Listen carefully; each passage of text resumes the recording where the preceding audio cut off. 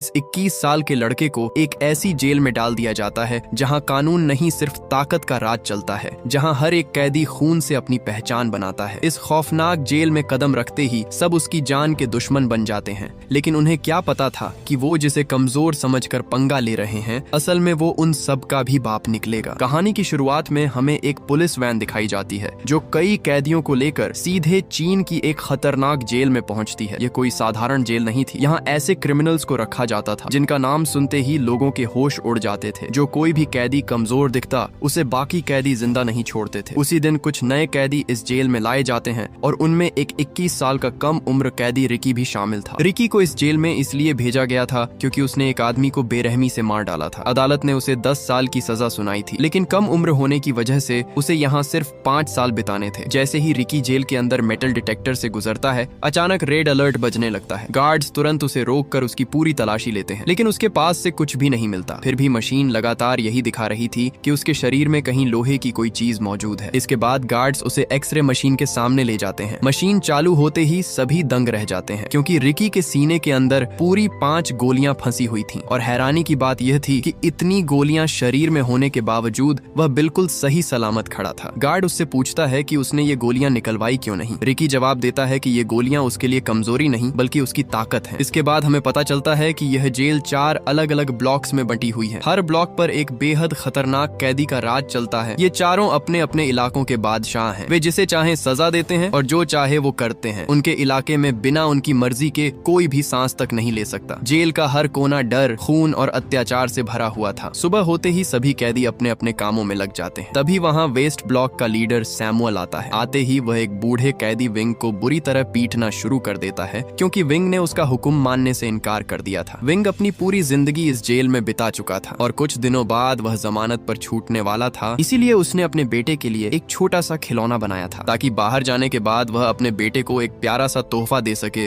लेकिन सैमुअल वह खिलौना छीन लेता है। विंग उससे हाथ जोड़कर खिलौना वापस मांगता है क्योंकि उसने उसे बड़ी मेहनत से अपने बेटे के लिए बनाया था, लेकिन सैमुअल बिना दया दिखाए उस खिलौने को उसके सिर पर दे मारता है। विंग जमीन पर गिर पड़ता है और खिलौना टूटकर बिखर जाता है। सैमुअल उसे धमकी देता है कि अगर दोबारा उसने उसका कहना नहीं माना तो वो उसे जान से मार देगा। विंग अब अपमान और दर्द से पूरी तरह टूट चुका था। उसके अंदर बदले की आग भड़क उठती है। वह टूटे हुए खिलौने का एक नुकीला टुकड़ा उठाता है और सैमुअल पर हमला करने दौड़ पड़ता है, लेकिन सैमुअल का एक साथी उसकी टांग अड़ा देता है जिससे विंग गिर पड़ता है और उसी पल सैमुअल टूटे खिलौने का टुकड़ा उसके चेहरे पर दे मारता है। विंग दर्द से तड़पने लगता है। उसकी चीखें सुनकर एक गार्ड वहां पहुंचता है। विंग को बचाने के बजाय वह सैमुअल से कहता है कि उसे और पीटो और फिर वहां से चला जाता है। सैमुअल अपने साथियों के साथ आगे बढ़ ही रहा था कि अचानक रिकी सामने आ जाता है। वह सैमुअल के पैर पर ऐसी लात मारता है कि उसका चेहरा सीधे नीचे पड़ी नुकीली कीलों पर जा गिरता है। कीलें उसकी एक आंख फोड़ देती हैं। सैमुअल का साथी तुरंत रिकी पर हमला करने दौड़ता है, लेकिन जैसे ही रिकी उसे घूर कर देखता है उसके अंदर ऐसा डर बैठता है कि वो और उसके साथी तुरंत वहां से भाग जाते हैं। सैमुअल किसी तरह बच तो जाता है, लेकिन अपनी एक आंख हमेशा के लिए खो देता है। अब उसके अंदर रिकी के खिलाफ बदले की आग भड़क उठती है। वह हर कीमत पर उसे मारने की कसम खा लेता है। वहीं सैमुअल का एक चमचा उससे कहता है कि अगर रिकी को खत्म करना है तो उन्हें मैड ड्रैगन की मदद लेनी होगी। मैड ड्रैगन इस जेल का सबसे खतरनाक कैदी था। वह अपने एक ही हाथ से इंसान की हड्डियां चूर चूर कर देता था। जिसने भी उसे टक्कर ली वह कभी जिंदा नहीं बचा। फिलहाल उसे काल कोठरी में बंद रखा गया था क्योंकि उसने पिछले ही दिन एक कैदी को बेरहमी से मार डाला था। उसी दिन सैमुअल एक गार्ड से सौदा करता है। वह उसे पैसे देकर कहता है कि बूढ़े विंग से कहो कि अब उसे इस जेल में पूरे 25 साल और बिताने होंगे। गार्ड तुरंत विंग के पास जाता है और उससे कहता है कि तुम्हारी रिहाई कैंसिल हो गई है और अब तुम्हें इस जेल में 25 साल और बिताने होंगे। ये सुनते ही विंग के पैरों तले जमीन खिसक जाती है। उसे समझ आ जाता है कि अगर वह अब भी इस जेल में रहा तो सैमुअल उसे तड़पा तड़पा कर मार डालेगा। विंग रोते हुए गार्ड्स के पैर पकड़ लेता है और उनसे रिहाई की भीख मांगता है, लेकिन वो उसकी बात सुनने के बजाय उसे पीटते हैं और वहाँ से चले जाते हैं। अब विंग पूरी तरह टूट चुका था। उसे अपनी जिंदगी में कोई उम्मीद नजर नहीं आ रही थी। उसी रात वो जेल में ही फांसी लगाकर अपनी जान दे देता है। सुबह होते ही यह खबर पूरी जेल में फैल जाती है। रिकी को भी पता चल जाता है कि जिस बूढ़े आदमी की उसने जान बचाई थी वो अब मारा जा चुका है। जब गार्ड्स उसकी लाश को ले जा रहे होते हैं तब रिकी वहाँ पहुँचता है। वह विंग के हाथों में लगी हथकड़ियां देखकर गार्ड्स से कहता है कि अब तो उसे आजाद कर दो क्योंकि अब तो वह मर चुका है, लेकिन गार्ड्स उसकी बात का जवाब नहीं देते। तभी रिकी अपने हाथों से ही उन मजबूत लोहे की हथकड़ियों को तोड़ देता है। फिर रिकी अपनी जेब से वही खिलौना निकालता है जिसे सैमुअल ने तोड़ दिया था और जिसे उसने खुद अपने हाथों से ठीक कर दिया था, वह खिलौना विंग के पास रख देता है ताकि उसकी आत्मा को थोड़ा सुकून मिल सके। विंग की मौत रिकी को अंदर तक तोड़ देती है। उसके अंदर सैमुअल के खिलाफ बदले की आग और भी तेज हो जाती है। अब उसने तय कर लिया था कि वह हर हाल में विंग की मौत का बदला उससे लेकर रहेगा। अगली सुबह सभी कैदी नहाने के लिए आते हैं। रिकी वह खड़ा नहा ही रहा था कि तभी सैमुअल वहां आकर उसे घूरने लगता है। उसी समय अचानक वो खतरनाक कैदी मैड ड्रैगन भी वहां आ जाता है। वह बिना कुछ कहे सीधे रिकी के चेहरे पर इतना जोरदार मुक्का मारता है कि रिकी हवा में उछलता हुआ दूर जा गिरता है। लेकिन अगले ही पल रिकी किसी तूफान की तरह उठ खड़ा होता है। वह पूरी ताकत से मैड ड्रैगन के पेट पर एक जोरदार मुक्का मारता है जिससे उसका पेट फट जाता है और मैड ड्रैगन मौके पर ही दम तोड़ देता है। यह देखकर सैमुअल बौखला उठता है और वो एक नुकीली कील उठाकर रिकी के हाथ में घुसा देता है। लेकिन रिकी दर्द की परवाह किए बिना उसकी सारी उंगलियों को तोड़ देता है। फिर वह अपना बदला पूरा करने के लिए अपने हाथ को सीधे सैमुअल के पेट के आर पार कर देता है, जिससे सैमुअल वहीं तड़पता हुआ मारा जाता है। ये सब देखकर बाकी कैदियों के होश उड़ जाते हैं। किसी ने सपने में भी नहीं सोचा था कि कोई अकेला आदमी मैड ड्रैगन और सैमुअल जैसे खतरनाक कैदियों को कुछ ही मिनटों में खत्म कर सकता है। तभी गार्ड्स रिकी को पकड़कर वहां से ले जाने लगते हैं। रास्ते में नॉर्थ ब्लॉक का लीडर नारूमी उसके सामने आता है। वो आया तो रिकी को डराने था, लेकिन अपनी आंखों से मैड ड्रैगन की मौत देखकर उसका इरादा बदल चुका था। अब वह किसी चूहे की तरह डर कर रिकी से दोस्ती करने के लिए कहता है, लेकिन रिकी बिना कोई जवाब दिए वहां से चला जाता है। उसे सीधे उस काल कोठरी में बंद कर दिया जाता है जहां जेल के सबसे खतरनाक कैदियों को रखा जाता था। सेल में अकेला बैठा रिकी अचानक अपने सीने में तेज दर्द महसूस करता है। यहीं से कहानी हमें उसके अतीत में ले जाती है, जब रिकी एक साधारण स्टूडेंट हुआ करता था। उसके माता पिता पहले ही इस दुनिया को छोड़ चुके थे। एक दिन वह उनकी कब्र पर जाता है जहां उसका गुरु मास्टर जियांग उसके सामने खड़ा मिलता है। यही वह व्यक्ति था जिसने बचपन से उसे मार्शल आर्ट की ट्रेनिंग दी थी। मास्टर उससे अपनी ताकत दिखाने को कहते हैं। रिकी पूरी ताकत से उन पर हमला करता है, लेकिन मास्टर एक ही झटके में उसे जमीन पर गिरा देते हैं। फिर वह बताते हैं कि रिकी अभी पूरी तरह मास्टर नहीं बना है। उसके अंदर अब भी एक कमजोरी छिपी हुई है और जब तक वह उसे खत्म नहीं करेगा तब तक वो सच्चा मास्टर नहीं बन सकता। यह सुनकर रिकी उनके पैरों में गिर पड़ता है और कहता है कि वह हर हाल में अपनी कमजोरी दूर करेगा, चाहे इसमें कितना भी समय क्यों ना लगे। उसी दिन से उसकी कठोर ट्रेनिंग शुरू हो जाती है। मास्टर उसे सिखाते हैं कि सबसे पहले उसे अपने दिमाग पर पूरी तरह काबू करना होगा। गुस्सा, नफरत और डर को मन से निकालना होगा। फिर वे उसके सामने एक बड़ा पत्थर रखकर कहते हैं कि पूरे ध्यान और ताकत के साथ इसे तोड़कर दिखाओ। रिकी खुद पर काबू करता है और एक ही वार में उस पत्थर को कागज की तरह चीर देता है। यह देखकर मास्टर उस पर पत्थरों की बारिश कर देते हैं। रिकी उन्हें भी एक एक करके हवा में ही चकनाचूर कर देता है। आखिर में मास्टर सबसे बड़ा पत्थर उठाकर सीधे उसके सीने पर मारते हैं, लेकिन रिकी उसे भी आसानी से तोड़ देता है। अब मास्टर समझ जाते हैं कि रिकी ने अपने शरीर और मन पर पूरी तरह काबू करना सीख लिया है और उसे अब और ट्रेनिंग की जरूरत नहीं है। इसके बाद कहानी फिर से वर्तमान में लौट आती है, जहाँ रिकी अपनी कोठरी में शांत बैठा था। कुछ देर बाद एक गार्ड रिकी की कोठरी में आता है और उसे बताता है कि असिस्टेंट वार्डन ने उसे बुलाया है। रिकी को तुरंत उसके ऑफिस में ले जाया जाता है, जहाँ उसका टेबल खाने से भरा पड़ा था। असिस्टेंट वार्डन का एक हाथ नहीं था, उसकी जगह उसने लोहे के 2 नुकीले कांटों वाले हुक लगवा रखे थे और वह उसी हुक की मदद से आराम से खाना खा रहा था। वार्डन अपने गार्ड को रिकी की पूरी फाइल पढ़ने को कहता है। गार्ड पढ़ना शुरू करता है। उसमें लिखा था कि रिकी बचपन से अनाथ था, उसके माता पिता नहीं थे और वह अनाथालय में पला बढ़ा। स्कूल से उसे इसलिए निकाल दिया गया क्योंकि वह छोटी सी बात पर भी लोगों की पिटाई कर देता था, जिससे कम उम्र में ही वह एक गैंग के संपर्क में आया और उसी दौरान उसने एक आदमी की हत्या कर दी। इसी अपराध की वजह से उसे इस खतरनाक जेल में भेजा गया था। ये सब सुनने के बाद असिस्टेंट वार्डन धीरे धीरे रिकी के पास आता है और पूछता है कि उसके सीने में 5 गोलियां फंसी कैसे। रिकी मुस्कुराता है, लेकिन उसकी बात का कोई जवाब नहीं देता। तब वार्डन उसे एक तस्वीर दिखाता है। यह तस्वीर उसकी सबसे प्यारी दोस्त केको की थी। रिकी तस्वीर लेने के लिए जैसे ही हाथ बढ़ाता है, वार्डन अपने लोहे के हुक को उसके हाथ में घोंप देता है। इसके बाद वह लगातार उस पर मुक्कों की बारिश करने लगता है। वह हर हाल में रिकी से सच उगलवाना चाहता था, लेकिन रिकी उसके चेहरे पर थूक देता है। ये देखकर वार्डन पागल हो उठता है और गुस्से में उसी तस्वीर को कुचल देता है। केको की तस्वीर को कुचलता देखकर रिकी का खून खौल उठता है। वह एक ही झटके में सामने रखी भारी टेबल को 2 हिस्सों में तोड़ देता है। यह देखकर असिस्टेंट वार्डन का सारा घमंड हवा हो जाता है। वह डर कर बिल्ली की तरह एक कोने में छिप जाता है। रिकी चाहता तो उसी वक्त उसका काम तमाम कर देता, लेकिन अपने गुरु की शिक्षा याद करके वह अपने गुस्से पर काबू करता है और चुपचाप वहां से चला जाता है। उस रात रिकी अपने सेल में बैठा केको की तस्वीर को देख रहा था। उसकी आंखों में दर्द साफ दिखाई दे रहा था, क्योंकि पहले वे बहुत खुश रहते थे, साथ घूमते फिरते और मस्ती किया करते थे। लेकिन अब उसकी जिंदगी इस जेल की दीवारों में कैद होकर नरक बन चुकी थी। अपने मन को शांत करने के लिए वही बांसुरी बजाता है जिसे वो केको के साथ बजाया करता था। तभी एक गार्ड वहां आता है और उसे चेतावनी देता है कि अगर उसने दोबारा बांसुरी बजाई तो वह बांसुरी के टुकड़े टुकड़े कर देगा। अगले दिन सैमुअल का वही चमचा अपने सेल से बाहर निकलता है। तभी कई कैदी उसे घेर लेते हैं। वे सभी विंग की मौत का बदला लेना चाहते थे, क्योंकि उसी की वजह से बूढ़े कैदी ने अपनी जान गंवाई थी। उनमें से एक कैदी नुकीली तलवार उठाकर उसे मारने ही वाला होता है कि तभी नॉर्थ ब्लॉक का लीडर नारुमी वहां आ जाता है। नारुमी उन्हें रोकते हुए कहता है कि अगर उन्होंने उसे मार दिया तो उनकी सजा और बढ़ा दी जाएगी, यहाँ तक कि उन्हें मौत की सजा भी मिल सकती है। लेकिन वोंग नाम का एक कैदी गुस्से से नारुमी से कहता है कि जब उन पर अत्याचार हो रहे थे तब वह कहाँ था, उस समय उसने उनकी मदद क्यों नहीं की, और अब जब उनकी बारी आई तो वह उन्हें क्यों रोक रहा है। वो उससे कहता है कि ऐसे आदमी को जिंदा नहीं छोड़ना चाहिए। ये सुनते ही नारुमी गुस्से से पागल हो जाता है। वह गुस्से में तलवार उठाता है और एक ही वार में वोंग का चेहरा बीच से चीर देता है। वोंग वहीं दर्द से तड़पने लगता है। ऊपर खड़ा असिस्टेंट वार्डन ये सब देखकर बेहद खुश होता है। वह नारुमी की तारीफ करता है और कहता है कि उसने उसका दिल खुश कर दिया। फिर वह अपने लोहे के हुक को वोंग के मुंह में फंसाता है और उसे घसीटता हुआ वहां से ले जाता है। उसी दिन वार्डन नारुमी को अपने ऑफिस में बुलाता है। वह उसे एक खास हथियार देकर कहता है कि जिस तरह उसने वोंग को मारा उसी तरह अब रिकी को भी खत्म करना होगा। यह सुनकर नारुमी के चेहरे का रंग उड़ जाता है, क्योंकि वोंग तो एक साधारण कैदी था, लेकिन रिकी कोई आम इंसान नहीं था। उसने अपनी आंखों से मैड ड्रैगन को मरते देखा था। उसे पता था कि अगर उसने रिकी से टक्कर ली तो उसका हाल भी वैसा ही होगा, लेकिन वार्डन का हुक्म था, इसलिए उसे मजबूरी में मानना पड़ता है। कुछ देर के बाद जेल के मैदान में वोंग की लाश को जंजीरों से बांधकर एक बड़े से क्रॉस पर लटका दिया जाता है, ताकि बाकी कैदी उसे तड़पता देखकर डर जाएं और दोबारा कोई भी उसके खिलाफ आवाज उठाने की हिम्मत न करे। वोंग की लाश देखकर रिकी के अंदर गुस्सा भर जाता है। उसी समय नारुमी अचानक उस पर हमला कर देता है। दोनों के बीच खतरनाक लड़ाई शुरू हो जाती है। पहले नारुमी एक जोरदार लात मारता है, फिर वह मौका देखकर रिकी की आंख में पिसा हुआ कांच डाल देता है। रिकी की आंखों के सामने अंधेरा छा जाता है। अब उसे कुछ दिखाई नहीं दे रहा था। नारुमी इस मौके का फायदा उठाकर उसके हाथ में छुरा घोंप देता है। रिकी दर्द से जमीन पर गिर पड़ता है, लेकिन तभी उसके हाथ पास से गुजर रही पानी की पाइप पर पड़ते हैं। वह तुरंत पाइप तोड़ देता है। तेज पानी से आंखें धोते ही रिकी को फिर से साफ दिखने लगता है। अब वह पहले से भी ज्यादा खतरनाक बन चुका था। वह नारुमी पर टूट पड़ता है और उसके सिर पर ऐसा भयानक थप्पड़ मारता है जिससे उसकी एक आंख बाहर निकलकर जमीन पर गिर जाती है। तभी असिस्टेंट वार्डन भी वहां पहुंच जाता है। नारुमी की हालत देखकर उसके होश उड़ जाते हैं। दूसरी ओर रिकी अपनी हाथों की नसों को खींचकर बांधता है और फिर से लड़ने के लिए तैयार हो जाता है। अब नारुमी समझ चुका था कि वह रिकी का सामना नहीं कर सकता, इसलिए वह खुद को चाकू मार लेता है। पहले तो सबको लगता है कि उसने हार मान ली है, लेकिन यह उसकी चाल थी। जैसे ही रिकी उसके पास जाता है, नारुमी अपनी आंतें बाहर निकालकर रिकी के गले में लपेट देता है ताकि उसे जकड़ सके, लेकिन रिकी अपनी पूरी ताकत से उसे हवा में उठाता है और उसके सिर पर ऐसा घातक मुक्का मारता है कि उसकी खोपड़ी चूर चूर हो जाती है, जिससे नारुमी वहीं मर जाता है। नारुमी के मरते ही रिकी तुरंत वोंग की लाश को नीचे उतारता है और बाकी कैदी भी उसकी मदद के लिए आगे आते हैं। सबको उम्मीद थी कि वोंग अभी जिंदा होगा, लेकिन तब तक बहुत देर हो चुकी थी और वोंग दम तोड़ चुका था। अपने साथी को इस हालत में देखकर रिकी के अंदर गुस्से की आग भड़क उठती है। वह सभी कैदियों से कहता है कि इस निर्दोष की मौत का जिम्मेदार असिस्टेंट वार्डन है, इसलिए उससे खत्म कर दो। यह सुनते ही सभी कैदी एक साथ असिस्टेंट वार्डन की ओर दौड़ पड़ते हैं। वे सालों का दबा हुआ गुस्सा निकालने के लिए तैयार थे, लेकिन तभी अचानक कोई वहां आकर एक कैदी को पकड़कर उसका सिर फोड़ देता है। यह देखकर सबके कदम वहीं रुक जाते हैं। दरअसल उनके सामने जेल के बाकी तीनों इलाकों के लीडर थे। पहली लीडर चेंग थी, जिसके पास एक खास ताकत थी। वह पलक झपकते ही एक जगह से दूसरी जगह पहुंच जाती थी। दूसरा था कितामा, जो पहाड़ जैसे शरीर वाला बेहद ताकतवर कैदी था। तीसरा था ब्रैंडन, जो अपने खास हथियारों और रस्सियों से दुश्मनों को जकड़कर खत्म करता था। असिस्टेंट वार्डन रिकी से कहता है कि अगर उसमें सच में हिम्मत है तो इन तीनों से लड़कर दिखाए, लेकिन रिकी कुछ नहीं कहता और वोंग की लाश को उठाकर वहां से चुपचाप जाने लगता है। साथ ही रिकी के बाकी साथी भी उससे कहते रहे कि वो इन तीनों को खत्म कर दे। तभी असिस्टेंट वार्डन उसे एक प्रस्ताव देता है। वह कहता है कि नारुमी की मौत के बाद नॉर्थ ब्लॉक खाली हो चुका है और वह चाहता है कि रिकी उसका नया लीडर बने, लेकिन रिकी उसके इस प्रस्ताव को पूरी तरह ठुकरा देता है, क्योंकि वो किसी की कठपुतली बनकर उसके इशारों पर नाचना नहीं चाहता था। इसी दौरान जेल में एक लड़का दूर बैठा उसे देख रहा था। रिकी को पत्ते से धुन बजाता देख वह लड़का भी उसकी नकल करने लगता है। कई बार कोशिश करने के बाद भी उससे आवाज नहीं निकलती। रिकी उससे कारण पूछता है और लड़का जैसे ही अपना मुंह खोलता है तो रिकी देखता है कि उसकी आधी जीभ कटी हुई है। असल में उस लड़के को जेल के एक बड़े सीक्रेट का पता चल चुका था, जो असिस्टेंट वार्डन और ब्लॉक लीडरों के नशे के कारोबार से जुड़ा था। सच छुपाने के लिए उन्होंने उसकी जीभ काट दी थी और यह देखकर रिकी के अंदर वार्डन के लिए नफरत और बढ़ जाती है। रिकी उसे अपनी बांसुरी देता है। जैसे ही लड़का उसे बजाता है, उसके अंदर से धुन निकलने लगती है। खुशी में वह रिकी को कुछ खास पत्ते देता है, जिन्हें देखते ही रिकी समझ जाता है कि इन्हीं पौधों से नशा बनाया बनाया जाता है और जेल के सभी ब्लॉक लीडर इन्हीं की तस्करी से भारी पैसा कमा रहे हैं। रिकी लड़के से पूछता है कि उसे ये पत्ते कहाँ मिले, तो वह बताता है कि उसने इन्हें वेस्ट ब्लॉक से लिया था। ऊपर से चेंग उन्हें छिपकर देख रही होती है क्योंकि वेस्ट ब्लॉक और नशे के पूरे कारोबार पर उसी का कब्जा था। वह तुरंत अपने साथियों के पास जाकर घबराते हुए बताती है कि उनका राज खुल चुका है क्योंकि लड़के ने सब कुछ रिकी को बता दिया है। इसके बाद वे लड़के को बुलवाते हैं जहां ब्रैंडन उसे चाकू देकर धमकी देता है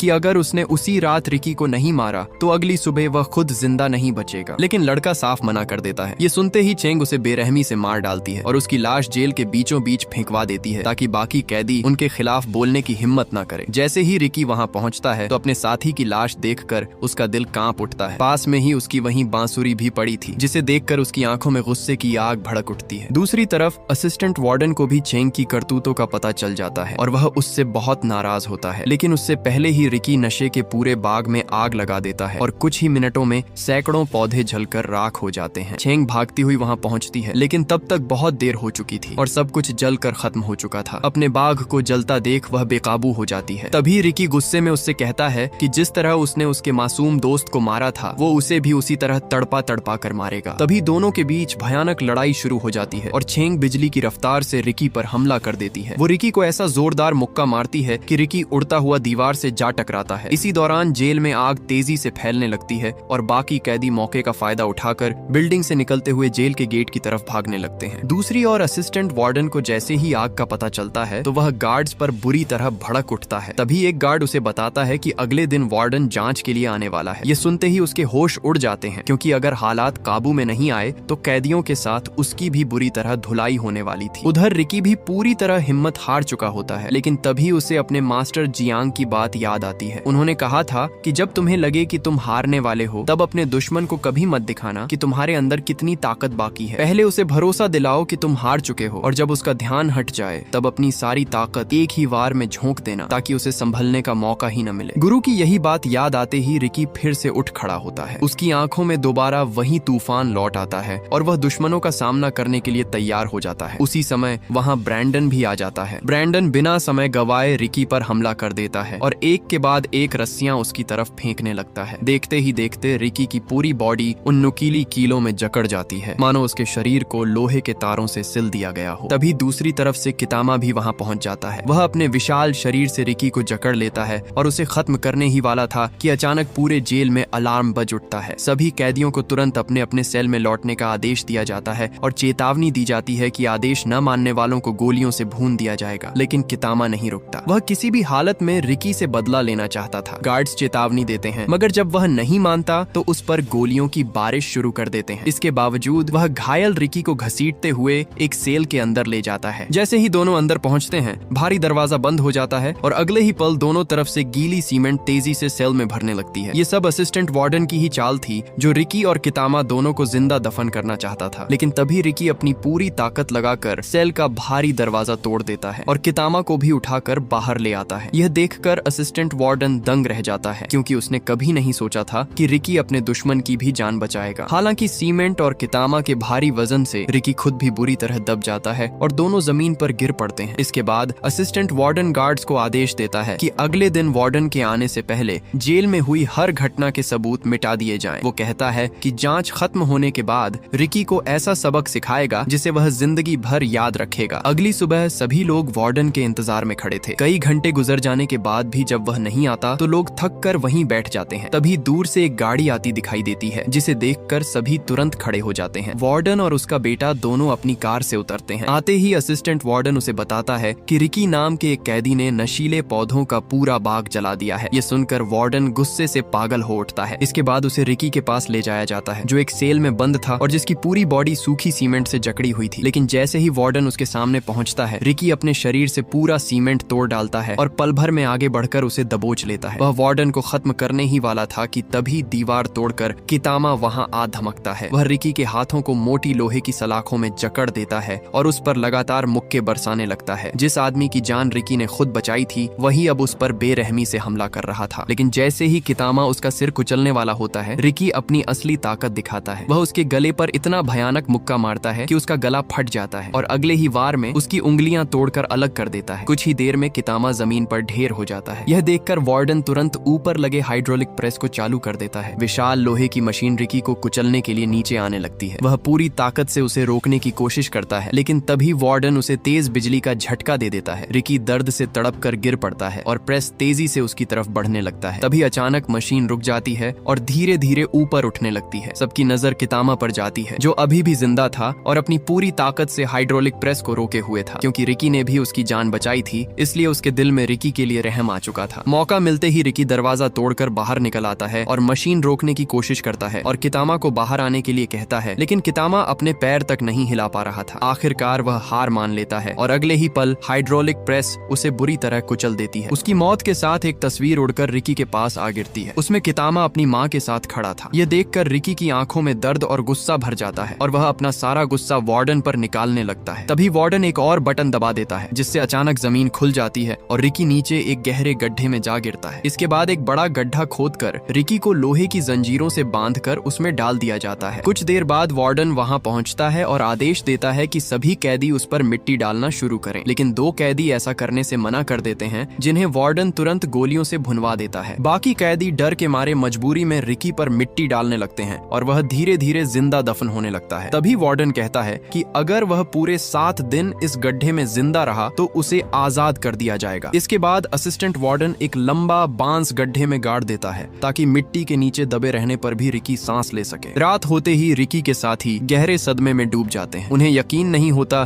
कि उनके ही हाथों उनका दोस्त जिंदा दफन कर दिया गया है। उसी रात ईस्ट और वेस्ट ब्लॉक के दोनों लीडर वहां पहुंचते हैं और बांस के भीतर कपड़ा फंसा देते हैं ताकि हवा अंदर न जा सके और रिकी दम घुटने से मर जाए। लेकिन उनके जाते ही मिट्टी के नीचे से रिकी उस बांस को 2 टुकड़ों में तोड़ देता है। इसके बाद कहानी फिर रिकी के अतीत में पहुंचती है, जहां एक दिन उसकी सबसे करीबी दोस्त केको स्कूल से घर लौट रही थी। रास्ते में उसे कुछ गुंडे दिखाई देते हैं जो पहले से उसका इंतजार कर रहे थे। वह घबराकर पीछे मुड़ती है, लेकिन तभी दूसरा गुंडा उसे पकड़ लेता है। वे उसे जबरदस्ती एक सुनसान जगह पर ले जाकर बंद कर देते हैं, क्योंकि कुछ समय पहले रिकी ने केको की वजह से उन गुंडों के बॉस की बुरी तरह पिटाई की थी और अब वो केको से बदला लेना चाहता था। वो उसे मारने ही वाला था कि केको सही मौका देखकर वहां से भाग निकलती है। अपनी जान बचाने के लिए वह दौड़ती हुई एक ऊंची इमारत पर पहुंच जाती है, लेकिन गलती से वहां नीचे गिर जाती है और उसी पल उसकी दर्दनाक मौत हो जाती है। जब रिकी को यह पता चलता है तो उसका दिल पूरी तरह टूट जाता है। वह पागलों की तरह उस आदमी को ढूंढता है जो केको की मौत के लिए जिम्मेदार था। आखिरकार उसे वह अपराधी मिल जाता है। वह आदमी रिकी पर लगातार गोलियां चलाता है, लेकिन रिकी पर उनका कोई असर नहीं होता। उल्टा रिकी सीधा उस पर टूट पड़ता है। वो पहले उसकी टांग तोड़ता है और फिर उसका सिर फोड़ देता है, जिससे वो आदमी मौके पर ही मारा जाता है। यही वो हत्या थी जिसके कारण रिकी को गिरफ्तार किया गया और इस नरक जैसी जेल में भेज दिया गया। उधर उसके पूरे 7 दिन बीत चुके थे। समय पूरा होने पर रिकी को उस गड्ढे से बाहर निकाला जाता है। वार्डन को पूरा यकीन था कि अब तक वह मर चुका होगा, लेकिन जैसे ही रिकी को गड्ढे से बाहर निकाला जाता है, सबकी आंखें फटी रह जाती हैं, क्योंकि रिकी अभी भी जिंदा था और उसकी सांसें चल रही थीं। ये देखकर वार्डन के होश उड़ जाते हैं। वह समझ ही नहीं पाता कि कोई इंसान इतने दिनों तक मिट्टी में बिना सांस लिए जिंदा कैसे रह सकता है। रिकी को तुरंत नुकीली लोहे की सरियों के बीच खड़ा कर दिया जाता है। वार्डन उससे पूछता है कि उसके अंदर आखिर कैसी ताकत है। वह जानना चाहता है कि बिना ठीक से सांस लिए वह 7 दिन तक कैसे जिंदा रहा, लेकिन रिकी हमेशा की तरह चुप रहता है। तब छेंग वहां आती है। उसके हाथ में कई तेज ब्लेड होते हैं। वह उन सभी ब्लेडों को रिकी के मुंह के अंदर ठूंस देती है और ऊपर से टेप चिपका देती है। फिर वह लगातार उसके चेहरे पर थप्पड़ मारने लगती है। हर वार के साथ रिकी का मुंह खून से भर जाता है। कुछ देर बाद वार्डन खुद आगे बढ़ता है और उसके मुंह से टेप हटा देता है, लेकिन जैसे ही टेप निकलता है, रिकी अपने मुंह में भरे सभी ब्लेड एक साथ वार्डन की तरफ उगल देता है। तेज ब्लेड सीधे वार्डन के चेहरे में धंस जाते हैं। वह दर्द से चीख उठता है। गुस्से में आकर वार्डन रिकी को फिर से एक काल कोठरी में बंद करवा देता है। उसी रात एक कैदी चोरी छिपे उसके लिए खाना लेकर आता है। वह खाना रखकर लौटने ही वाला होता है कि नारुमी का पुराना साथी उसे देख लेता है और अगले ही पल वो ये बात वार्डन को जाकर बता देता है। वार्डन तुरंत अपने गार्ड्स के साथ वहां पहुंचता है। आते ही वह उस कैदी को बेरहमी से मार डालता है और उसकी लाश घसीटते हुए रिकी की कोठरी के सामने ले आता है। लेकिन जब वह सेल के अंदर झांकता है तो उसके होश उड़ जाते हैं, क्योंकि अंदर सिर्फ टूटी हुई जंजीरें पड़ी थीं और रिकी वहां से गायब था। असल में रिकी छत से चिपक कर ऊपर छिपा हुआ था। जैसे ही असिस्टेंट वार्डन अंदर कदम रखता है, रिकी उस पर टूट पड़ता है और उसे बुरी तरह से पीटना शुरू कर देता है। बाहर निकलते ही रिकी उस कैदी की लाश देखता है जिसने उसकी मदद की थी। अपने साथी को मरा देखकर उसका खून खोल उठता है। असिस्टेंट वार्डन जान बचाने के लिए वहां से भागता है, लेकिन जैसे ही वह नीचे पहुंचता है, पूरे जेल के कैदी उसे चारों तरफ से घेर लेते हैं। उसी समय गार्ड्स और कैदियों के बीच भयानक लड़ाई शुरू हो जाती है। दूसरी ओर वार्डन जेल जेल के अंदर जांच कर रहा था, लेकिन उसे इस बात का जरा सा भी अंदाजा नहीं था कि जेल में लड़ाई शुरू हो गई है। इसी दौरान एक कैदी उसकी पीठ पीछे उसे हरामी कह देता है। वार्डन यह सुनकर बेकाबू हो जाता है और सबके सामने उसका हाथ काट देता है। तभी रिकी वहां पहुंच जाता है। वार्डन तुरंत उस पर गोली चलाता है, लेकिन रिकी फुर्ती से पास खड़े असिस्टेंट वार्डन को अपने सामने कर देता है। गोली सीधे उसके पेट में जा लगती है, जिससे उसका पेट गुब्बारे की तरह फूलने लगता है और उसका पेट फट जाता है। उसी समय चेंग वहां आती है और बिना रुके रिकी पर हमले शुरू कर देती है। दूसरी तरफ ब्रैंडन भी अपनी नुकीली कीलों वाली रस्सियां रिकी की ओर फेंकता है। लगातार हमलों से रिकी संतुलन खो देता है और उबलते हुए पानी पे जा गिरता है। उसका शरीर दर्द से तड़प उठता है। चेंग मौका देखकर अपनी टांग से उस पर हमला करती है, लेकिन रिकी उसकी टांग पकड़कर सीधे उसी उबलते पानी में घुसा देता है और उसकी टांग तोड़ डालता है। चेंग दर्द से चीख उठती है। ये देखकर ब्रैंडन डर जाता है और अपनी जान बचाने के लिए भागने लगता है, लेकिन वार्डन खुद उस पर गोली चला देता है। गोली लगते ही ब्रैंडन का शरीर फट जाता है और वह वहीं मर जाता है। अब सिर्फ दो लोग बचे थे, एक तरफ रिकी और दूसरी तरफ वार्डन। दोनों आमने सामने खड़े थे। रिकी पूरी ताकत से उछलकर वार्डन को ऐसी लात मारता है कि वह दीवार से जा टकराता है, लेकिन अगले ही पल वार्डन का शरीर कांपने लगता है और देखते ही देखते वह एक विशाल राक्षस के रूप में बदल जाता है। और हमें पता चलता है कि रिकी की तरह उसके पास भी एक खास किस्म की अजीब सी ताकत थी जो उसे खतरनाक मॉन्स्टर में बदल देती थी। शुरुआत में यह मॉन्स्टर वार्डन रिकी को बुरी तरह पीटता है। कुछ समय के लिए ऐसा लगता है कि शायद रिकी इस बार हार जाएगा, लेकिन तभी वह अपनी दिमाग का इस्तेमाल करता है। वह सही मौका देखकर उस मॉन्स्टर को उठाता है और पास चल रहे विशाल ग्राइंडर में फेंक देता है। रिकी उसे पूरी ताकत से उसे ग्राइंडर के अंदर दबा देता है। कुछ ही समय में उस मॉन्स्टर का शरीर चिथड़े चिथड़े होकर कीमे में बदल जाता है। अंत में रिकी उसका बचा हुआ सिर उठाकर बाहर आता है। दूसरी ओर कैदियों और गार्ड्स के बीच लड़ाई अभी भी जारी थी। तभी रिकी सबके सामने वार्डन का कटा हुआ सिर उठाकर दिखाता है और जोर से कहता है कि अब तुम सब आजाद हो। रिकी उस सिर को दूर फेंक देता है और पूरी ताकत से जेल की विशाल दीवार पर वार करता है, जिससे दीवार टूट जाती है और यहाँ रिकी के साथ साथ सब कैदी भी आजाद हो जाते हैं और ये मूवी यहीं पर एंड हो जाती है।